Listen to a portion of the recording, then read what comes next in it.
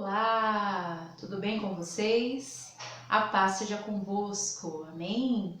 Estamos começando mais uma EBQ, mais um ensino bíblico, e eu convido vocês a parar um pouquinho o que você está fazendo, pegar o seu material de estudo, a sua Bíblia, o seu livrinho do Pentateuco, para nós iniciarmos mais um estudo, amém?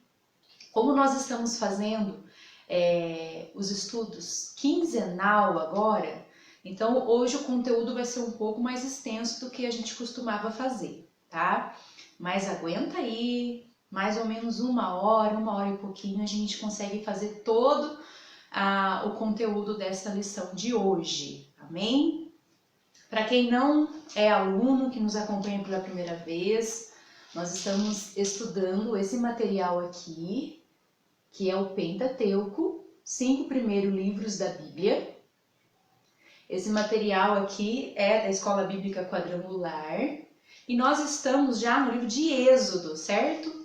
E dentro desse livrinho nós já estamos na lição de número 6. Então hoje nós vamos estudar a lição de número 6. Convido você a fazer uma oração comigo nesse momento. Eleve seu pensamento a Deus, feche seus olhos, reúne aí seus queridos, seus amados, para esse momento de oração e de estudo da Palavra de Deus. Amado Deus e Pai, queremos Te agradecer, Senhor, por mais essa oportunidade que nós temos de examinar as Suas Escrituras, de estudar a Tua Palavra.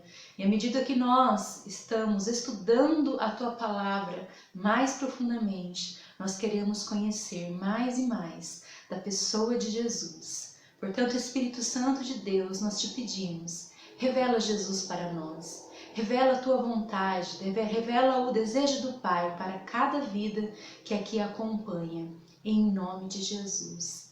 Amém. Amém, Senhor? Então, vamos lá. A lição de número 6, ela tem como tema libertos para a adoração.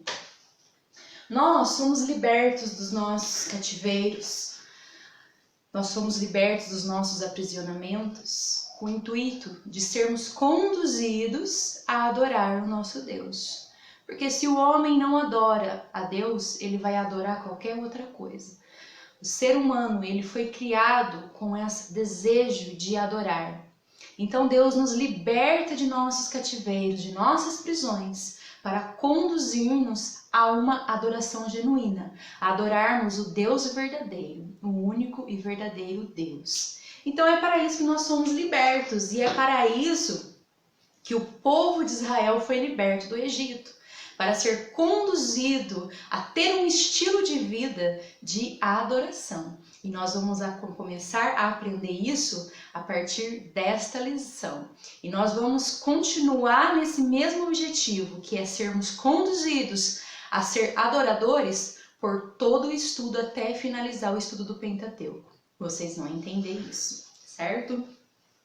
Eu convido você então a abrir a sua palavra, a sua Bíblia, em Êxodo, capítulo 7, verso 3, depois em Números, capítulo 9, verso 4, e em Levítico, capítulo 22, verso 23. Para você que tem um livrinho, ela já está aqui, essas 3 reflexões, tá? Para você que não tem um livrinho, você consegue acompanhar pela sua Bíblia. E eu vou ler para nós fazermos essa reflexão do momento.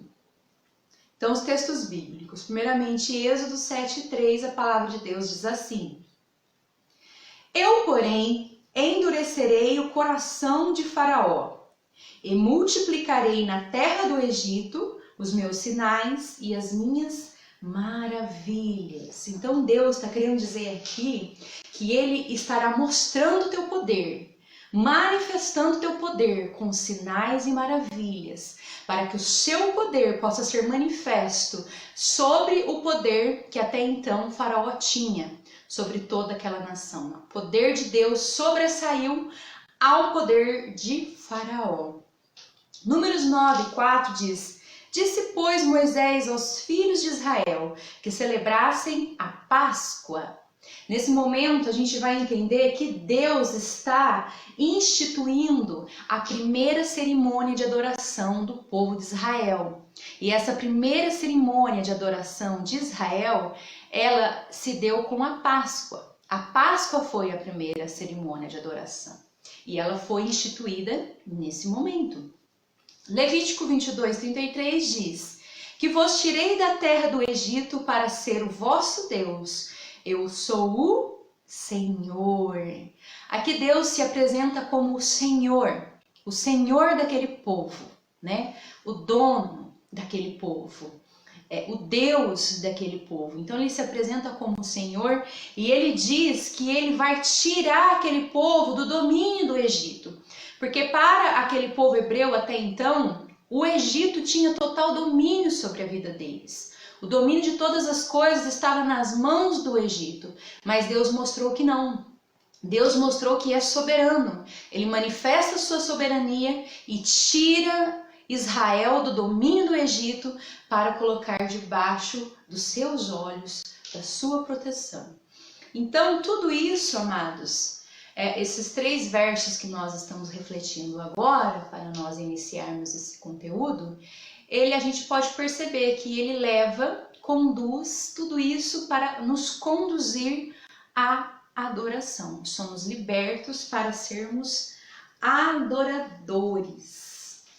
E o objetivo dessa lição, assim como está na página 47, é levar o aluno a compreender os propósitos de Deus para resgate do seu povo, ontem e hoje. Tanto no dia de ontem, no povo lá de Israel preso no Egito, como no dia de hoje, o propósito de Deus é resgatar-nos das mãos, das garras do mundo e de Faraó. Faraó para nós hoje é as mãos de Satanás. O Egito para nós hoje é o próprio mundo. Então Deus quer nos resgatar desse domínio opressor, desse domínio de trevas para nos levar para o reino dele. Amém? Então esse é o objetivo da nossa lição. E vocês fizeram a lição de casa, lembra um desafio que ficou semana passada? Embora nós não tivemos o conteúdo de aula, eu deixei um desafio aí, uma tarefa de casa, que era para a gente ler os capítulos 7 até o capítulo 15 de Êxodo. Quem leu aí, né, se empenhou em ler, parabéns. Você que não teve como ler, vamos ler agora, a partir de então. Vamos retomar a nossa leitura bíblica, vamos continuar lendo o Pentateuco e continuar os nossos estudos, amém? Pois bem, recapitulando um pouco de tudo aquilo que a gente falou há 15 dias atrás. A gente entrou na lição do Êxodo, né? No segundo livro da Bíblia, que é o Êxodo. Bem, Deus falou com Moisés através de uma sarça ardente, né? De uma sarça que estava ardendo em fogo. E de dentro daquela sarça, Deus chama Moisés, entrega a Moisés um chamado e ele fala para Moisés se apresentar ao faraó, dizendo ao faraó que deixe o meu povo ir. Fala para faraó para deixar o meu povo ir, para me adorar, para prestar culto a mim. Só que o que acontece? Moisés, ele começa a ter medo, ele tem medo disso, né? Ele tem medo de qual seria a reação de Faraó, de qual seria a reação do povo de Israel, dos líderes do povo de Israel, e ele fala isso para Deus: eu tô com medo, como posso eu? Não tem como ir, né? Eu não tenho coragem de ir, né? Quem sou eu para ir me apresentar aos líderes israelitas e ao próprio faraó? Mas Deus enche ele de autoridade, confere a ele autoridade. E um sinal principal dessa autoridade é a vara que ele está na sua mão. Através daquela vara ele consegue realizar sinais miraculosos. E isso faz com que Faraó se convença, que todas as pessoas se convençam que Deus realmente está conferindo poder a ele. E Deus também provê para ele um porta-voz, né? Porque ele fala, mas eu sou um homem que a minha fala é mansa, eu não sei falar com as pessoas, né? E aí Deus fala, mas você tem o seu irmão, então leve Arão para ser seu porta-voz entre mim, né, e o povo. E foi isso que Moisés fez realmente. Ele conversou com seu irmão Arão e Arão realmente começou a passar a mensagem de tudo aquilo que era instruído. Deus também havia avisado Moisés que ele ia o quê? Fazer o quê? Endurecer o coração de Faraó. Para que Faraó não cedesse assim tão facilmente a liberação, a saída desse povo do Egito. A gente fica até meio confuso, mas se é vontade de Deus que o povo saia do Egito, por que Deus então endureceu o coração de Faraó para não permitir o povo de sair do Egito? Porque havia um propósito nisso, né? Para que que a mão de Deus fosse sobre o Egito, para trazer julgamento sobre o Egito. Porque todas as vezes que Faraó era resistente e não permitia que o povo saísse, ele trazia para si um julgamento. E com esses julgamentos que vieram sobre o Egito, Deus conseguiu subjugar todo o povo da sua maldade e da sua idolatria que tinha naquela época. Então Moisés se apresentou diante de Faraó face a face, encarou o seu medo e a sua timidez, encarou o Faraó, levou a mensagem que Deus estava ordenando para que ele levasse e efetuou na frente de Faraó aqueles prodígios, aqueles milagres que Deus deu autoridade para ele. Lembra quais foram? Esses aqui, ó, só para a gente recapitular. Sinais miraculosos. A vara na mão de Moisés, que ao lançar na terra virava uma serpente. Ao pegar pelo rabo, a serpente ele tornava virar vara. Depois, a mão que ele punha no peito, no local onde ele punha a mão, ficava com lepra, esbranquiçado como a lepra. Ele tocava novamente e a lepra desaparecia. E por fim, o rio Nilo. Ele tirava uma quantidade de água do Nilo, derramava ao chão. Ao derramar no chão, essa água se tornava sangue. E todos esses sinais, ele se apresentou diante de Faraó, realizou. Só que o que o Faraó fez quando ele viu esses sinais acontecendo? Faraó chama os feiticeiros e os magos para fazerem a mesma coisa, os mesmos sinais. Então, os magos e os feiticeiros exercem os mesmos sinais, certo? E eles tentam o quê? Medir força com Deus, através das suas ciências ocultas. Através das forças ocultas, eles tentam medir força com o Deus Todo-Poderoso. E nesse momento, acontece, Deus permite com que os seus sinais também sejam realizados, sejam bem-sucedidos. Só que é por pouco tempo. É como se um pai forte tivesse uma criança pequena e essa criança falasse para o pai: ô pai, vamos brincar de braço de ferro? Braço contra braço? E aí o pai permite que aquele bracinho fraquinho do filho derrote ele. Deus permitiu dessa forma com que as forças ocultas também aparecessem naquele momento, mas depois a gente pode perceber que essas forças ocultas, elas falharam. E nós vamos perceber isso ao decorrer do estudo das pragas do Egito. Acontece que Faraó, ao ver aqueles sinais, aqueles prodígios, ele ficou impressionado, viu que os feiticeiros e os magos também conseguiam fazer. Talvez ele tenha pensado: eu tenho os meus feiticeiros e os meus magos, então vamos resistir e não permitir com que esse povo vá. Mas na verdade era Deus endurecendo o seu coração para que ele não permitisse mesmo que o povo fosse. E isso trouxe o quê? Trouxe juízo de Deus sobre aquela nação. Então, inicia-se as pragas do Egito. E nós vamos estudar nesse conteúdo as 10 pragas do Egito, certo? Qual foi a primeira praga? Nós vamos ver que foram 10 pragas, né? Vamos abrir aí o seu livrinho, por favor. Na página 48. Na página 48, o segundo parágrafo diz assim, vamos acompanhar a leitura.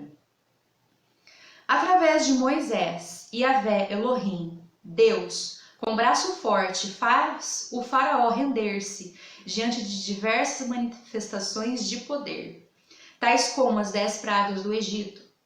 Começando agora a transformação em sangue. Então a primeira praga do Egito foi a transformação da água do rio Nilo em sangue, das águas do rio Nilo, findando-se com a morte de todos os primogênitos do Egito, incluindo o filho do próprio faraó. A Páscoa foi comemorada no dia em que se dá este último sinal, considerado o 14º dia do primeiro mês, da formação do povo como nação de Israel. Nessa primeira Páscoa, o sangue do cordeiro imolado foi passado nos umbrais de todas as casas hebreias, como sinal de livramento da morte dos primogênitos. Amém? Amém. Então, quando todas as vezes em que Moisés se apresentou diante do faraó para pedir que o povo pudesse sair, que ele permitisse que o povo saísse, esse foi o lema central de todas as vezes que ele se reportava a faraó. Tanto antes das pragas iniciarem, quanto durante o aviso que cada praga iria iniciar. Então, o lema central foi: deixe o meu povo ir. Sempre era isso que Deus queria trazer como mensagem através de Moisés e Arão para Faraó. Deixe o meu povo ir. Deixe o meu povo ir para me cultuar, para me prestar culto, né? Para me adorar. Só que todas as vezes que ele pedia, deixe o meu povo ir, o próprio Deus endurecia o coração de Faraó e ele não deixava o povo ir. E isso trazia juízo para ele e para a nação do Egito, certo? E os juízos foram manifestados como essas pragas. O que eram pragas? Eram flagelos terríveis que vieram contra aquela nação. Com o intuito do quê? Qual o objetivo dessas pragas? Também coloquei aqui para a gente entender o objetivo geral desses flagelos. Em primeiro lugar, para julgar o governo e o povo do Egito. Em segundo lugar, para apressar a saída dos hebreus do Egito. E em terceiro lugar, para mostrar o poder de Deus sobre o Egito. Então esse era o objetivo das pragas, desses flagelos que vieram sobre essa nação, certo? E lembrando, né, que o povo hebreu ficou lá morando no Egito, né, por aproximadamente 430 anos. Eu tenho aqui uma tabela também de cronologia, que a gente pode estudar por ela, não sei se dá para vocês enxergarem. Cronologia do Velho Testamento, certo? Então, os hebreus, eles vieram para o Egito junto com José, aproximadamente no ano de 1900 a.C. E eles passaram pelo ano de 1800, pelo ano de 1700, 1600, 1500. Quando foi 1450 anos antes de Cristo, foi aí aproximadamente que eles foram libertos do Egito, certo? Então essa é a cronologia, o tempo em que eles ficaram no Egito, a maioria desse tempo como escravos, debaixo de um domínio de opressão do Egito, certo? E a libertação veio após a 10ª praga né? A praga que era a morte dos primogênitos. Juntamente com isso, ocorreu a instituição da Páscoa. A primeira Páscoa foi exatamente o evento da 10ª praga do Egito, que foi a morte dos primogênitos.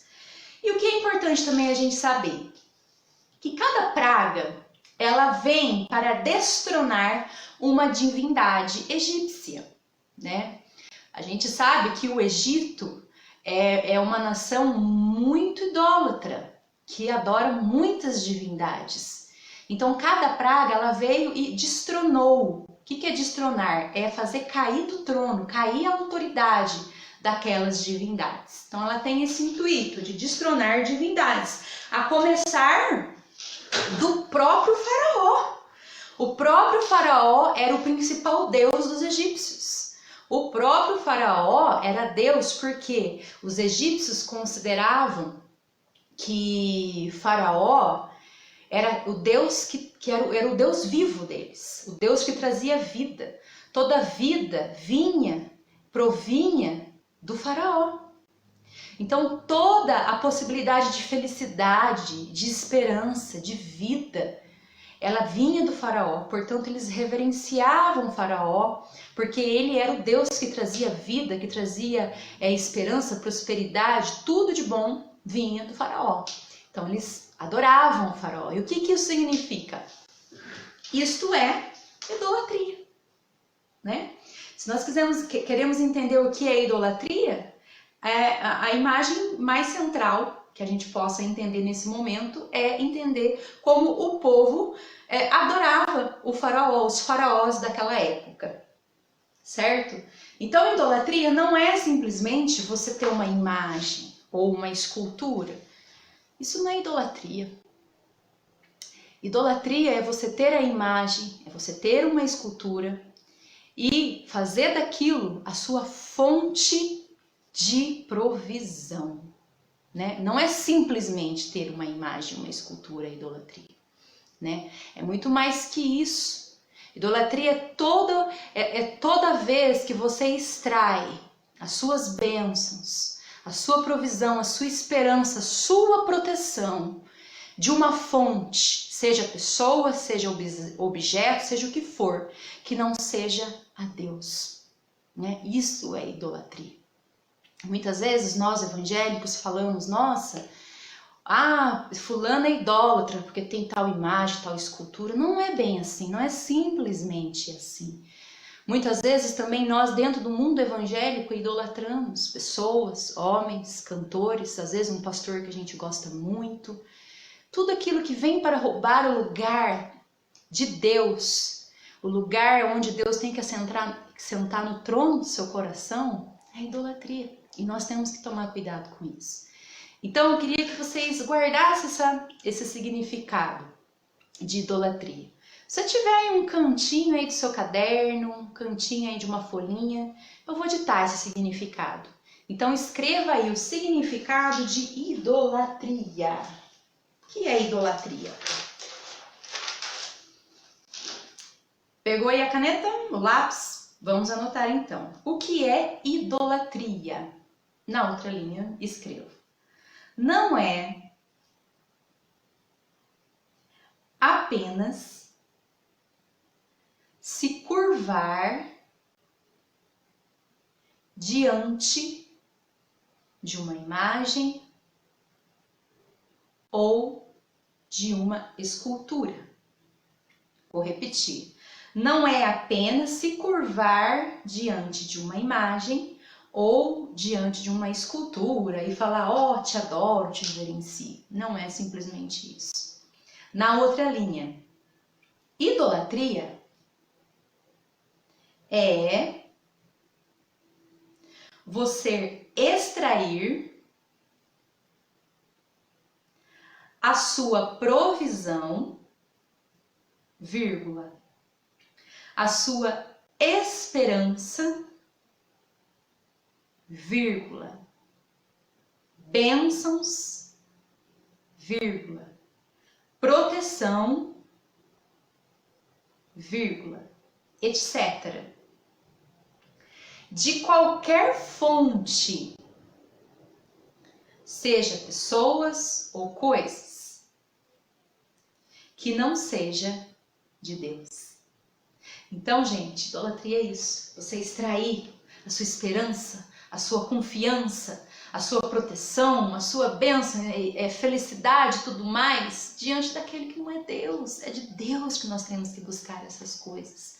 É Deus que é o centro da nossa vida. É dele que vem a vida. É ele, Yahvé, o Deus vivo, que fez a vida. Ele é o autor da vida e, portanto, somente ele pode nos prover a vida e todas as demais coisas que nós precisamos. Amém? E nós vamos entender melhor isso ao estudarmos as pragas do Egito. Qual foi então a primeira praga? A primeira praga do Egito. Vamos abrir aí o nosso livrinho. Na página 49, as pragas do Egito. A primeira praga foi a transformação de sangue. Então, todo o rio Nilo, toda a água do rio Nilo se tornou sangue. Deus avisou. Moisés falou para Faraó, deixa o meu povo ir. Se você não deixar o meu povo ir, todo o rio Nilo vai se tornar em sangue. E ele resistiu e a praga veio, o juízo veio sobre aquela nação. Pois bem, aconteceu. E o que a gente precisa entender também? Qual foi a divindade que foi destronada nesse momento? Cada uma dessas pragas destrona uma divindade. Nesse momento, qual era a divindade que foi destronada? O deus Khnum, que era guardião do Nilo para os egípcios. O deus Hapi, que era o espírito do Nilo. E o deus Osíris, o Nilo, era o seu sangue. Então, esses deuses perderam o poder nesse momento. Vamos abrir a palavra de Deus, amados? Lá em Êxodo, capítulo 7, verso 19, para nós acompanhar através da própria Bíblia. Êxodo 7, 19.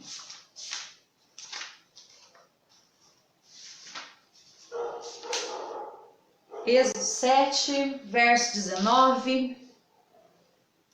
A palavra de Deus nos diz assim: disse o Senhor a Moisés: diga a Arão que tome a sua vara e estenda a mão sobre as águas do Egito, dos rios, dos canais, dos açudes e de todos os reservatórios, e elas se transformarão em sangue.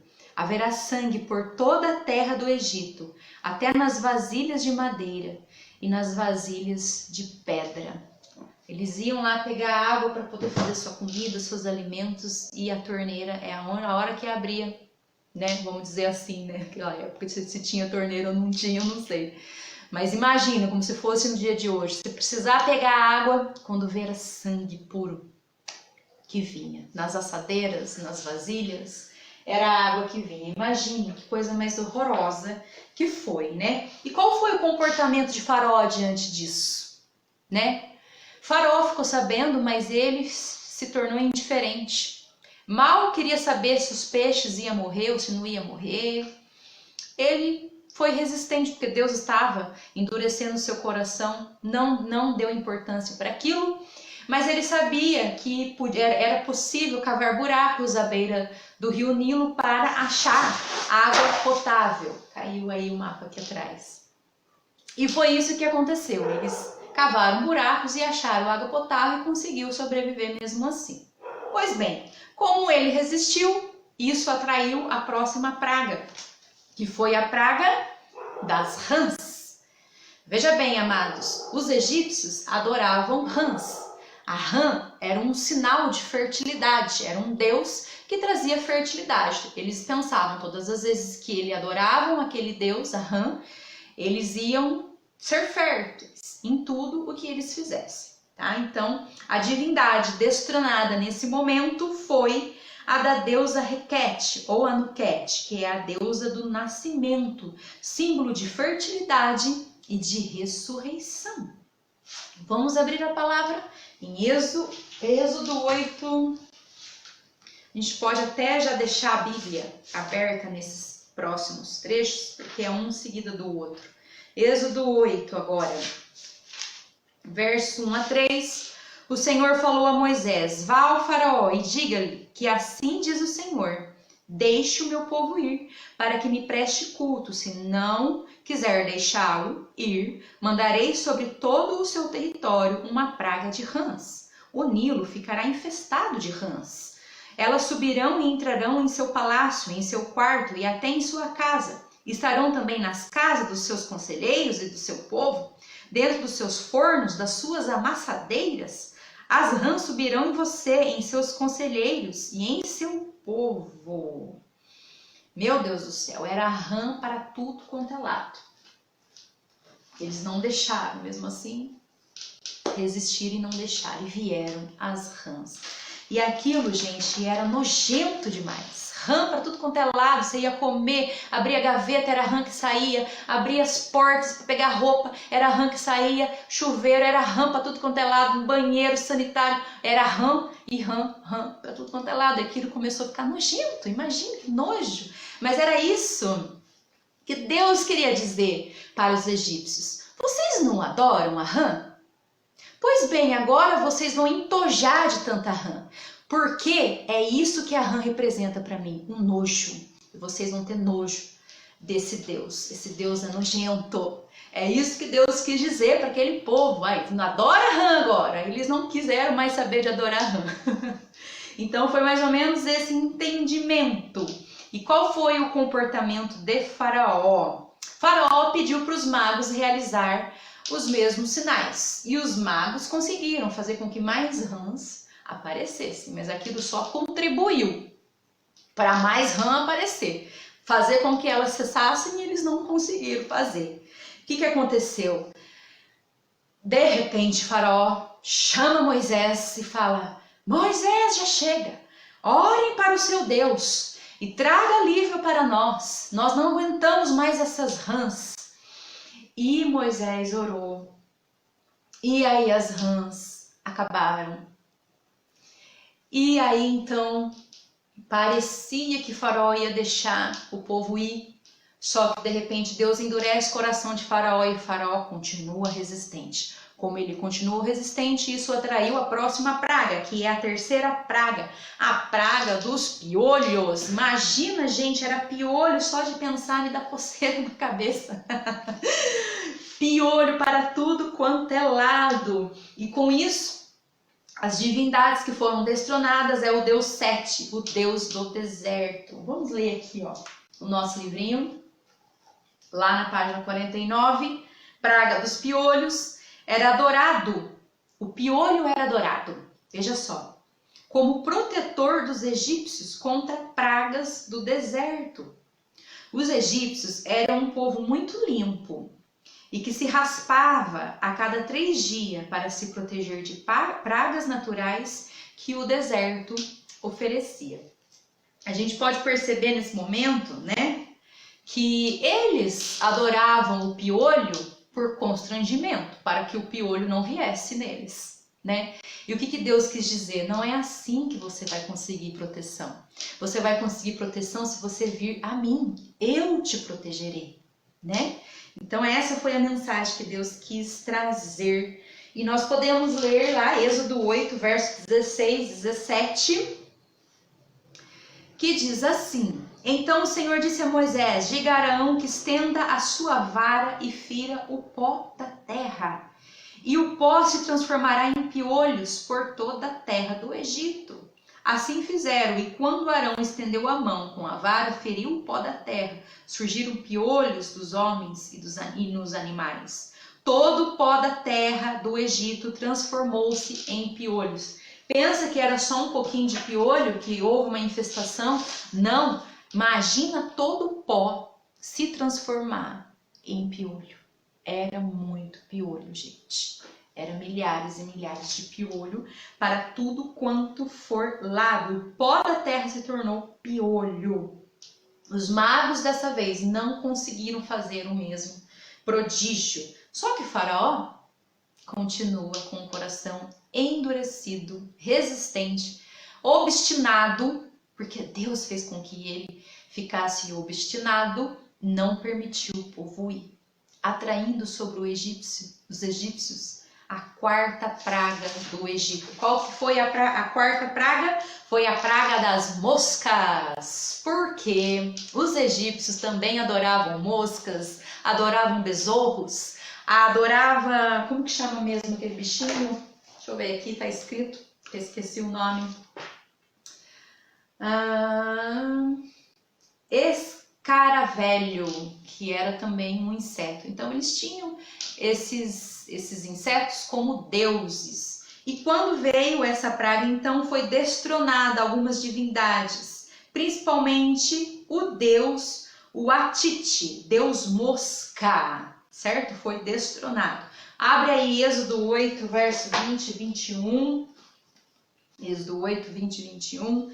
Depois o Senhor disse a Moisés: levante-se bem cedo, apresente-se a Faraó quando ele estiver indo às águas. Diga-lhe que assim diz o Senhor: deixe o meu povo ir, para que me preste culto. Se você não deixar o meu povo ir, enviarei enxames de moscas para atacar você, seus conselheiros, seu povo, suas casas. As casas dos egípcios e o chão em que pisam se encherão de moscas. E assim aconteceu porque Faraó não deixou o povo ir. E aí veio as moscas, certo?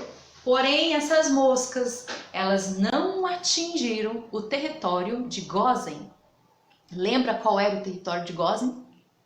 O território de Gósen era o lugar onde os hebreus moravam. Então Deus queria dizer assim: o meu povo está sendo protegido, porque eu tenho o controle de todas as coisas na minha mão.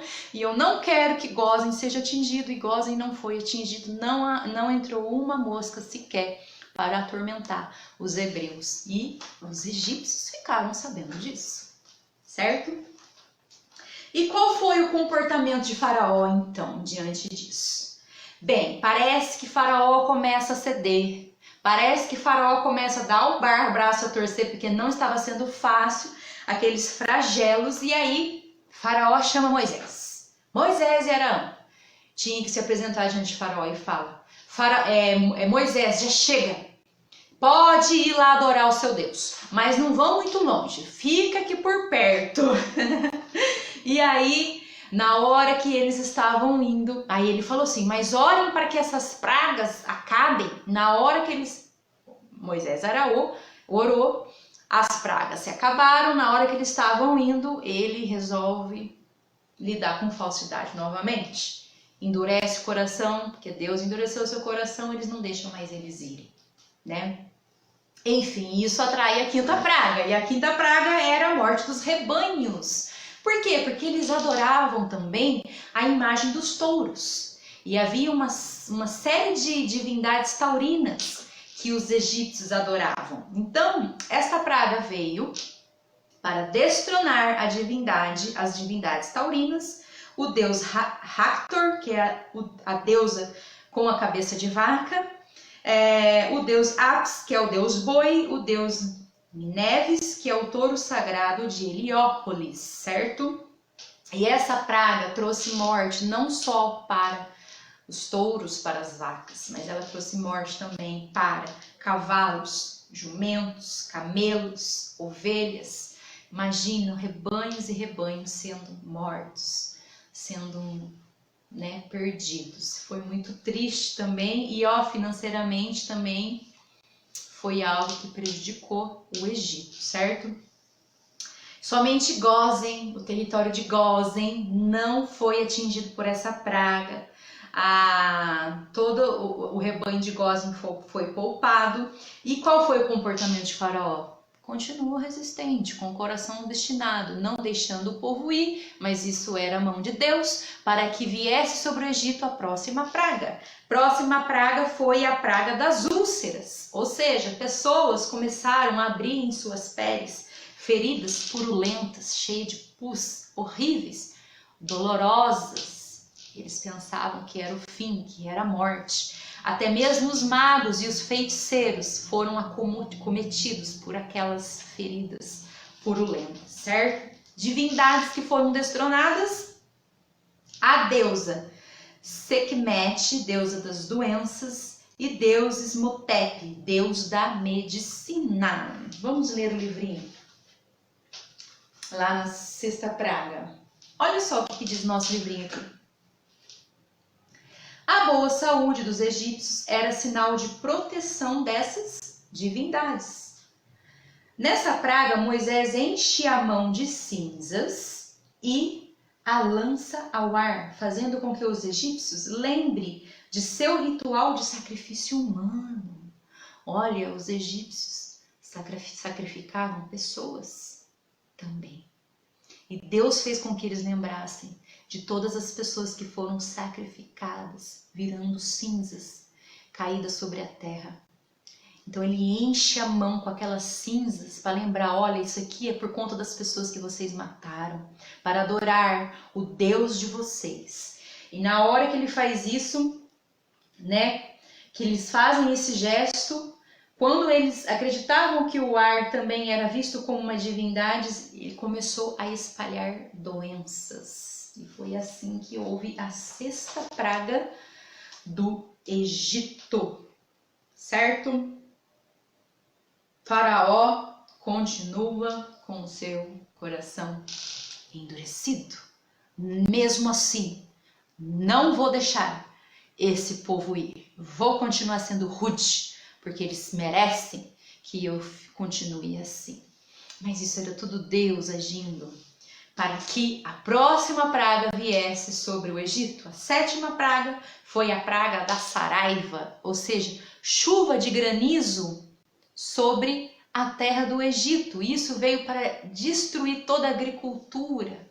Todas as plantas receberam essa praga sobre elas. E as divindades destronadas é o deus Nut, deusa do céu, deusa Ísis, deusa da vida, deus Sete, protetor das colheitas, porque eles acreditavam que essas divindades protegiam a agricultura. Então destronaram esses deuses. Deus quis dizer assim, esses deuses não vai conseguir proteger a agricultura de vocês, porque é eu que tenho o controle de toda a agricultura. E vamos ler então Êxodo 9, verso 3, 18. Acho que vai dizer mais ou menos isso que a gente já falou. Disse o Senhor a Moisés: levante-se logo cedo, apresente-se ao faraó e diga-lhe que assim diz o Senhor, o Deus dos hebreus: deixe o meu povo ir, para que me preste culto. Caso contrário, mandarei desta vez todas as minhas pragas contra você, contra os seus conselheiros, contra o seu povo, para que você saiba que toda a terra não há ninguém como eu. Porque eu já poderia ter estendido a mão, ferindo você e o seu povo com uma praga que teria eliminado você da terra. Mas eu o mantive em pé, exatamente com este propósito, mostrar-lhe o meu poder e fazer com que o meu nome seja proclamado em toda a terra. Contudo, você ainda insiste em colocar-se contra o meu povo e não deixar ele ir. Amanhã, a esta hora, enviarei a pior tempestade de granizo que já caiu sobre o Egito, desde o dia de sua fundação até hoje. E foi uma coisa muito triste, essa praga, porque destruiu as plantações. A terra de Gósen novamente foi poupada. E o comportamento de Faraó qual foi? Ele começa a ceder.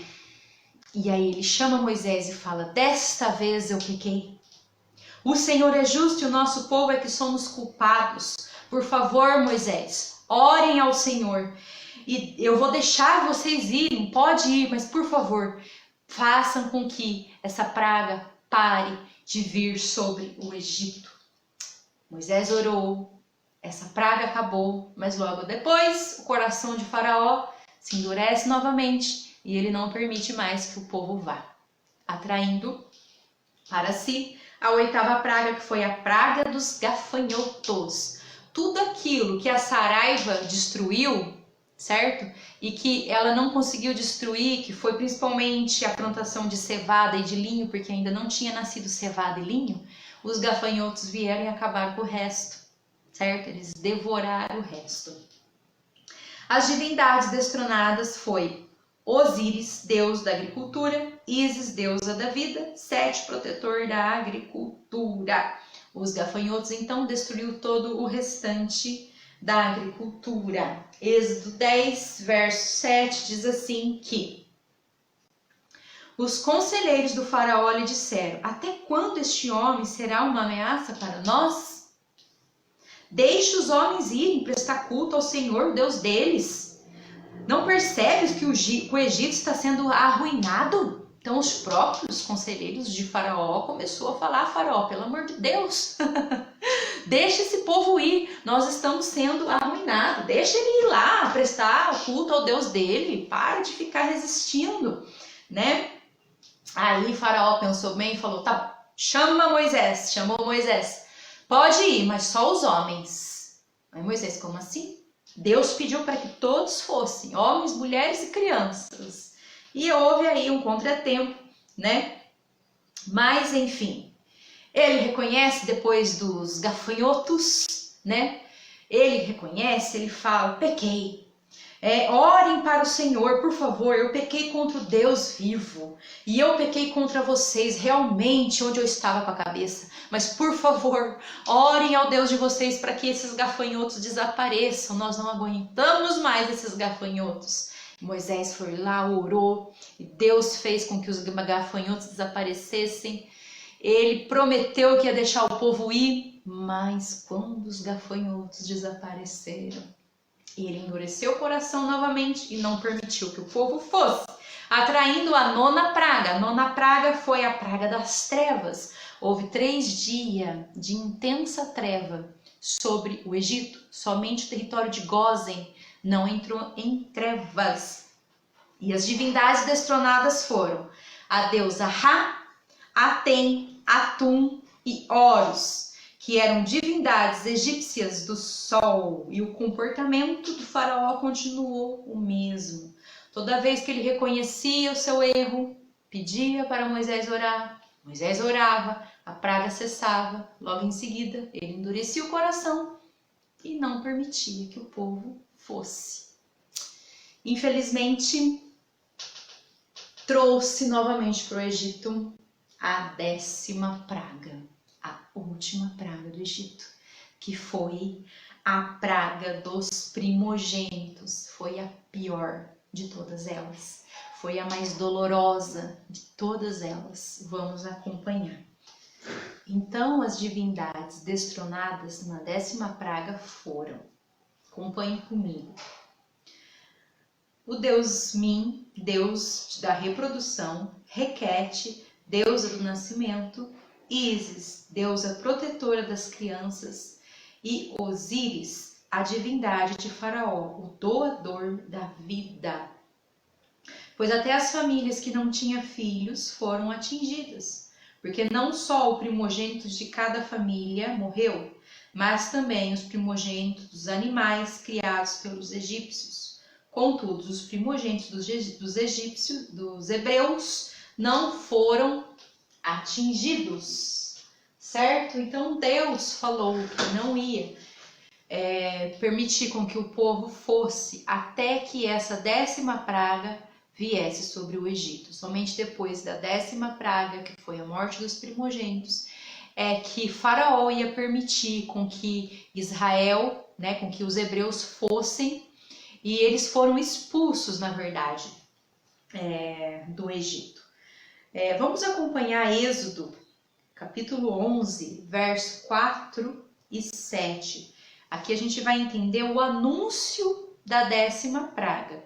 Primeiro ela foi anunciada que ela iria ocorrer, lá em Êxodo 11. No Êxodo 12 houve a instituição da Páscoa, porque a 10ª praga foi a primeira Páscoa.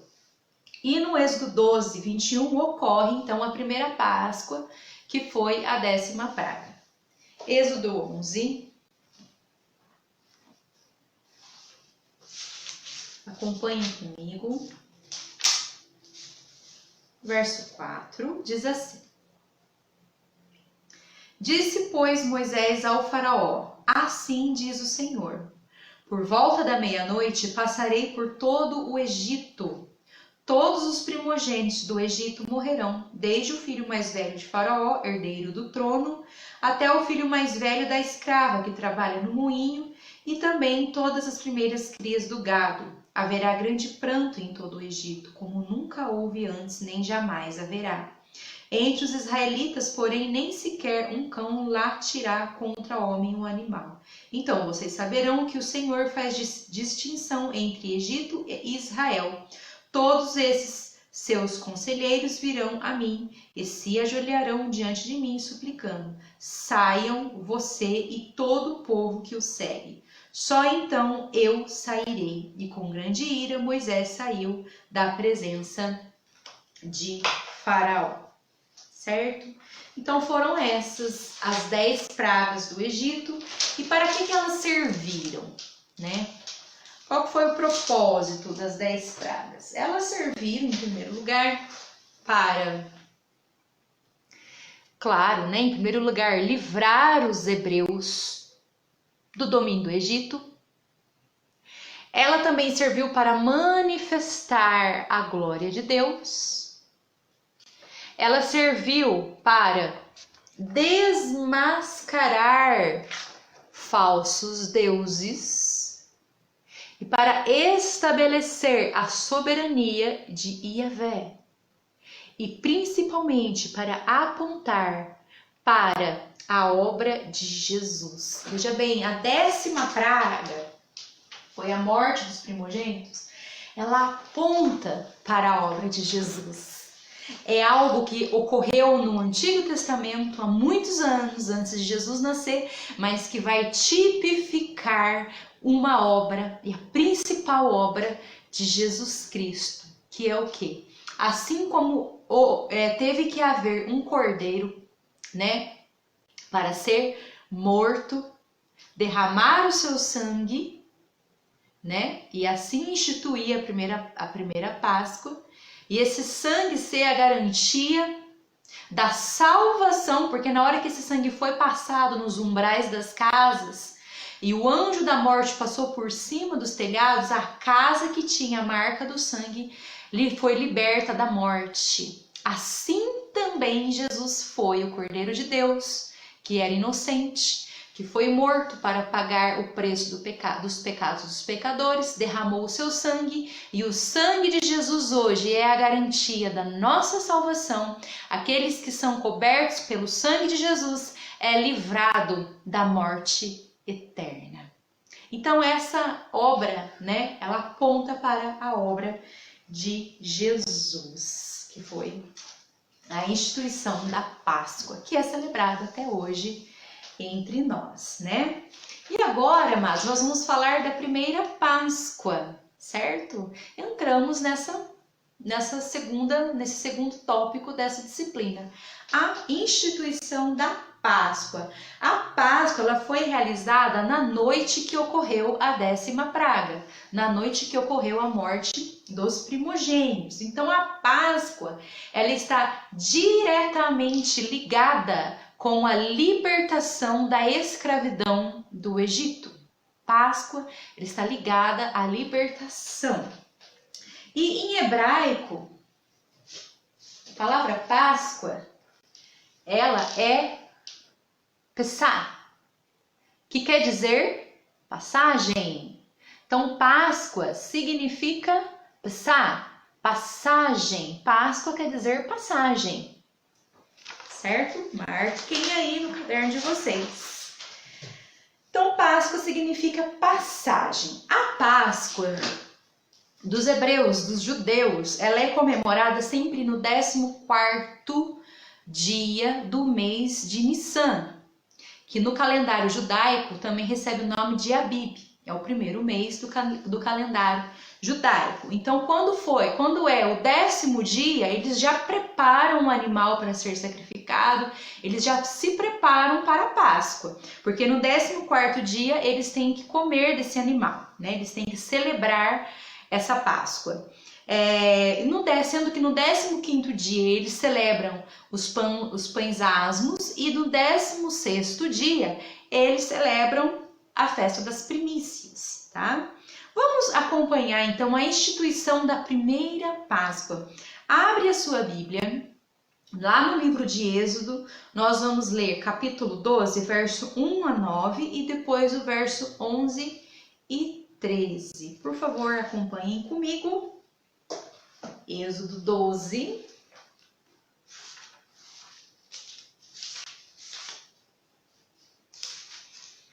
Diz assim no verso 1. O Senhor disse a Moisés e Arão no Egito: Este deverá ser o primeiro mês do ano para vocês. Digam a toda a comunidade de Israel que no 10º dia desse mês, todo homem deverá separar um cordeiro ou um cabrito para a sua família, um para cada casa. Se uma família for pequena demais para um animal inteiro, deve dividi-lo com seu vizinho mais próximo, conforme o número de pessoas e conforme o que cada um puder comer. O animal escolhido será macho de 1 ano sem defeito e pode ser cordeiro ou cabrito. Guardem-no até o 14º dia do mês, quando toda a comunidade de Israel irá santificá-lo ao pôr do sol. Passem então um pouco de sangue nas laterais e nas vigas superiores das portas das casas, nas quais vocês comerão o animal. Naquela noite comerão a carne assada no fogo, com ervas amargas e pão sem fermento. Com o que a carne devia ser comida? Com ervas amargas e com pão sem fermento. Continuando aqui. Não comem carne crua nem cozida em água, mas assada no fogo, cabeça, pernas e vísceras. Não deixe sobrar nada até pela manhã. Caso isso aconteça, queimem o que restar. Ao comerem, estejam prontos para sair, cinto no lugar, sandália nos pés, cajado na mão. Comam apressadamente. Esta é a Páscoa do Senhor. E naquela noite passarei pelo Egito, matarei todos os primogênitos, todos os homens como animais, executarei juízo sobre todos os deuses do Egito. Eu sou o Senhor. O sangue será um sinal para indicar as casas em que vocês estiverem. Quando eu vir o sangue, passarei adiante. A praga de destruição não os atingirá quando eu ferir o Egito. Ponto. Olha só, então Deus diz que no momento em que o anjo da morte passar e enxergar a marca do sangue no umbral daquela casa, ele vai passar por aquela casa, ou seja, passagem. Páscoa é passagem.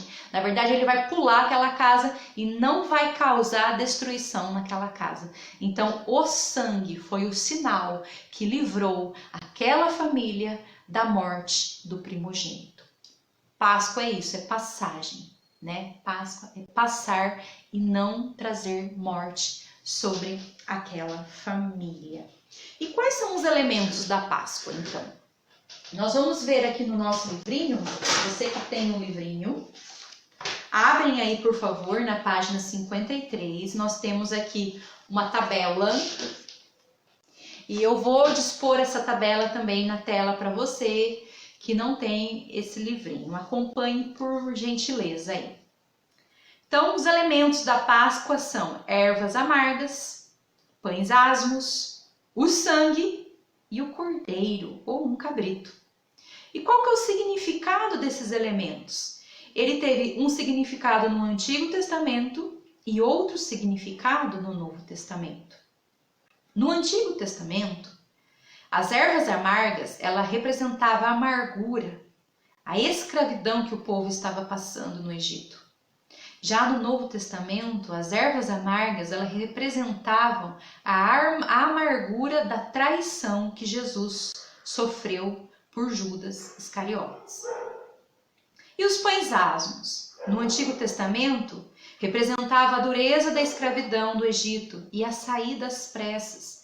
Ou seja, os hebreus saíram às pressas, não dava tempo dos pães terem fermento para esperar crescer a massa para depois assar. Então eles saíram com as massas ainda sem crescer, né? Deus mesmo tinha orientado para que eles não colocassem o fermento na massa, e fermento significa também pecado.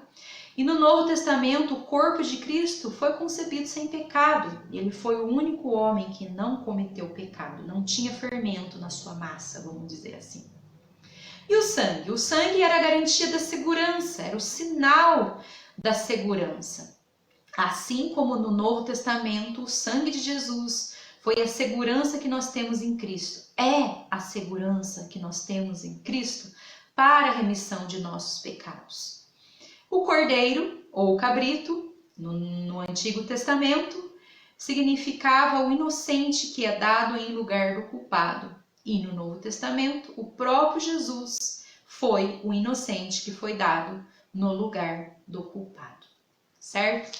Então, amados, essas representações, esses elementos, são elementos que compõem a ceia da Páscoa. E se a gente for também analisar, eles são os mesmos elementos que traz significância para a nossa ceia hoje, né? Quando nós ceamos, nós estamos celebrando uma Páscoa. O suco da uva é o sangue, né? Do cordeiro que foi imolado, né? E o pão que nós tomamos é o corpo, né? É o pão asmo. E as ervas amargas nada mais é do que o nosso arrependimento que nós temos que ter antes de participar da ceia. Então esses elementos eles se repetem até o dia de hoje, lembrando do sacrifício de Jesus na cruz por cada um de nós para nos trazer a salvação eterna. Amém?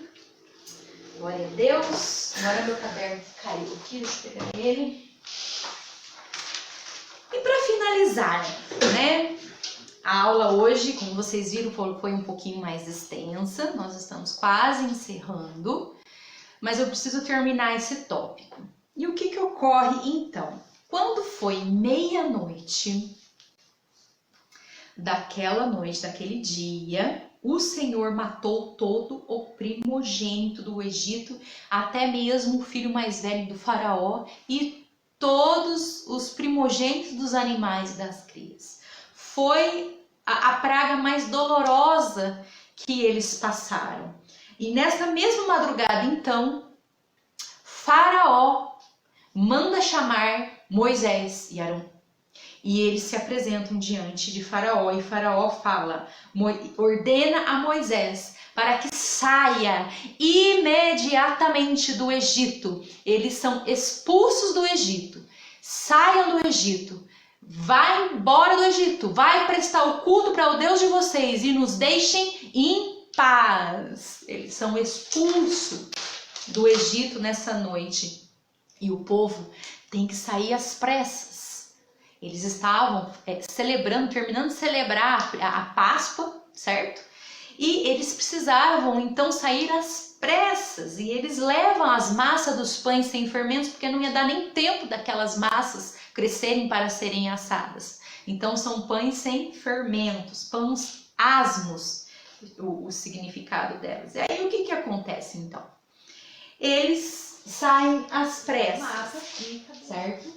Não sei se dá para vocês verem, mas olha só, eles estavam em Ramassés. Aqui nesse lugar aqui eles estavam, em Ramassés. Eles saíram de Ramassés e foram até Sucote, a pé.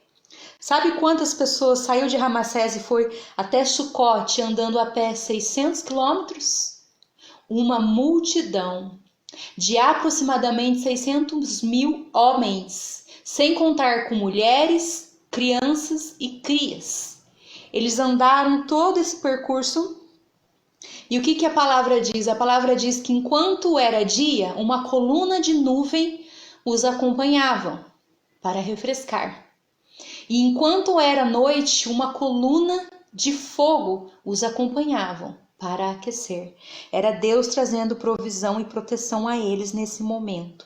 Aí eles vão até Sucote. O que acontece? Para eles irem até Canaã, que é essa região aqui, O caminho mais perto é eles passarem pelo o território dos filisteus, que é mais ou menos esse território aqui, certo? Então eles estão aqui em Sucote e o mais curto seria eles virem aqui para cima. Então de Sucote eles vão até aqui, ó, um lugar chamado Etam. Então de Sucote até Etam, e eles acampam aqui em Etam. No momento que eles estão aqui em Etam, Deus ordena a Moisés, pode ir para baixo, às margens do Mar Vermelho, passe por Pi-Habrion, Baal-Zefon e Migdol. Depois volte para Baal-Zefon e acampe aqui em Baal-Zefon, às margens do Mar Vermelho. Se vocês fizerem isso, o que vai acontecer?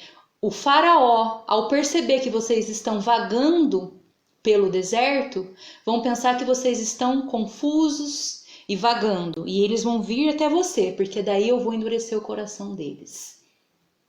E assim aconteceu. Eles estavam mais ou menos nessa região, à margem do Mar Vermelho. Voltando aqui.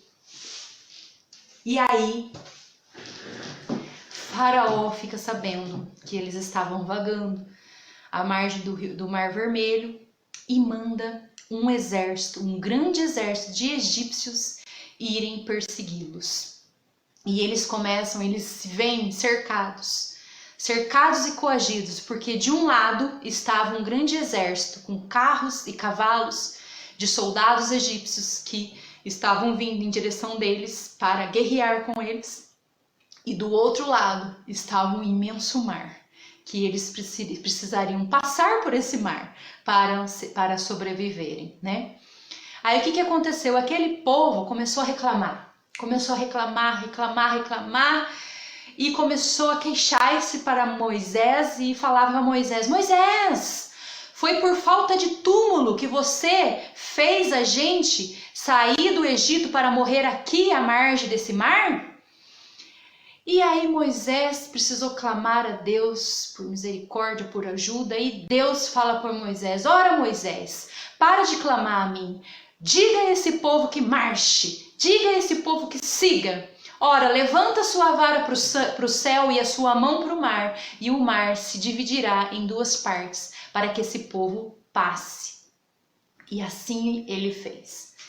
Moisés levantou a vara para o céu e a mão para o mar se abriu, e toda aquela multidão conseguiu passar a terra seco para o outro lado da margem do Mar Vermelho. Foi nesse momento que Deus abre o Mar Vermelho. E na hora que o exército de Faraó alcança o mar se fecha, e todo esse exército morre afogado no Mar Vermelho, e o povo hebreu, os israelitas, consegue passar para o outro lado da margem. Olha só, gente. Esse foi o maior milagre da história bíblica. O maior milagre de todos, o mais sobrenatural de todos. Abrir o mar para que o povo passasse. Certo? E deixa eu ver o que mais. O que nós podemos perceber aqui? Percebemos que já neste comecinho da história, o comportamento de Israel frente às dificuldades foi um comportamento rebelde e incrédulo. Já nesse comecinho nós conseguimos perceber isso, certo? E nós vamos ver mais para frente também que eles voltam a repetir esse comportamento de rebeldia, de incredulidade, né? Eles tinham um olhar cegado, um olhar de escravidão e um coração muito endurecido. A prova disso é o episódio em que eles constroem um bezerro de ouro para adorar, porque eles não tiveram paciência de esperar Moisés voltar do monte que estava conversando com Deus. Eles começam a idolatrar um bezerro. E no auge de sua rebeldia, eles fazem uma grande murmuração, uma murmuração tamanha, que aquilo lá em Cades Barneia, e aquilo faz com que eles percam a bênção, né? Há uma punição sobre eles, e eles, de 2 dias que eles precisavam apenas de andar pelo deserto para daí conquistar a Canaã, eles passam 40 anos circulando, andando em círculo sobre o deserto de Sinai. Aquela geração incrédula morre e somente os filhos deles, dessa nova geração, é que vai conquistar a Canaã e tomar a terra por herança, certo? E então eles morrem e não entram na terra prometida. Nós vamos ver com detalhe esses fatos depois, nas próximas aulas. Nessa hora, eu quero convidar você a encerrar a lição de número 6 que nós estamos fazendo a nossa hora de reflexão. Número 6, hora de reflexão. Para você que tem um livrinho, as questões estão aqui no livrinho. Para você que não tem livrinho, eu vou deixar aí na tela para que vocês possam fazer em casa, certo? Aí, daqui 15 dias, onde nós vamos nos encontrar novamente, eu faço a correção dessas 3 questões e a gente aborda o próximo assunto. Mas o número 1, cite os propósitos de Deus ao enviar as pragas sobre o Egito. Número 2, quantas foram as pragas que vieram sobre o Egito? Dentre todas, qual foi a mais dolorosa? E o número 3, da primeira celebração da Páscoa até a saída do Egito, como o povo israelita se comportou? Que consequências eles enfrentaram?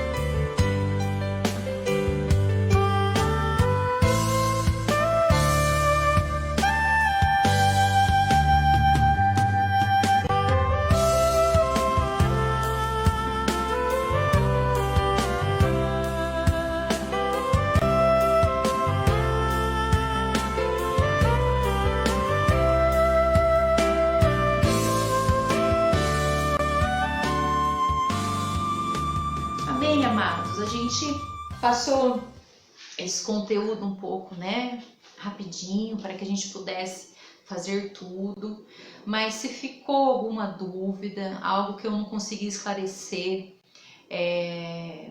da forma correta, vocês podem me procurar, ou de forma pessoal pelo WhatsApp, ou aí, né, no nosso bate-papo da nossa sala, da nossa live. Enfim, qualquer dúvida, podem me procurar. Lembrando, vou colocar aqui novamente